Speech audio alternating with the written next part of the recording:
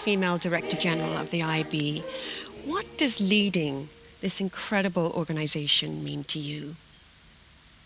It's an amazing and a stunning thing because I can't, believe it. I can't believe I have this privilege.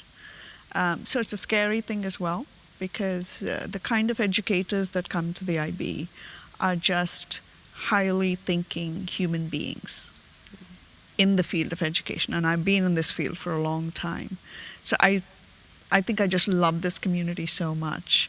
So for me, it feels at times a big burden, at times such a privilege, and at times so easy. Like, what else would I do? But what's even more interesting for me is the space that the IB occupies in an educational arena. You talked about yourself, how you were trying to do something, and now people get it, right?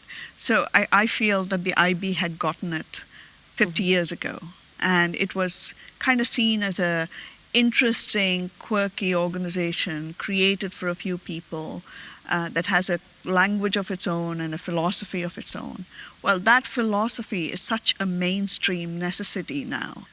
I want to ask you a little bit about your view on the state of gender equality in education today. What do you think we've achieved? What do you think we still need to work on? I mean, I think it's a good thing that many organizations are talking about the need to educate women as much as men, and that inequality manifests itself quite differently in the different nations, right? So US has been talking about the gender inequality in terms of science acquisition, STEM acquisition for years, but then you go to a different part of the world where you can't even have a conversation about STEM because children are not even, the young girls or even small girls are not being sent to school. Yet we as a humanity know that educating that girl, yields so much more than anything else you can do. So I think for me, we just need to wake up to this, and if there's anything IB can do, we'll continue to do. You said earlier, we do now live in a world where global understanding and global citizenship has become so important. Can the IB build on this foundation to bring internationally diverse people closer together? I think we do that every day. I caught Peter Senge's talk where he said this is the first generation that lived in a world.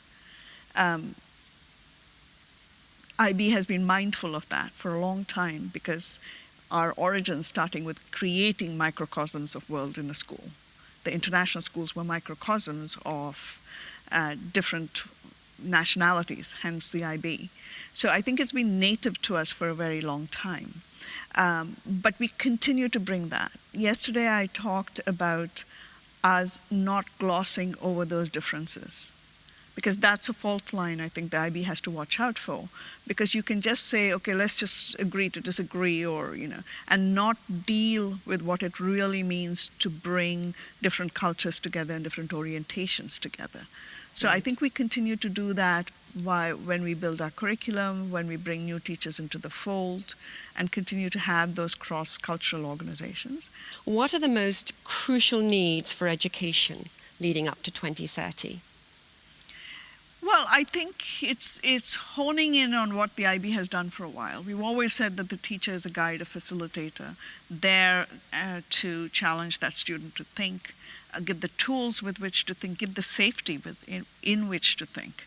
And our assessments are designed that way, our teaching philosophy is designed that way, to encourage good teaching. For example, we don't take only the assessment we do as the final grade for that child. We depend on what the child has done throughout the year. So I think what we would want to do is to continue that aim of allowing that child to have those neurons firing every day.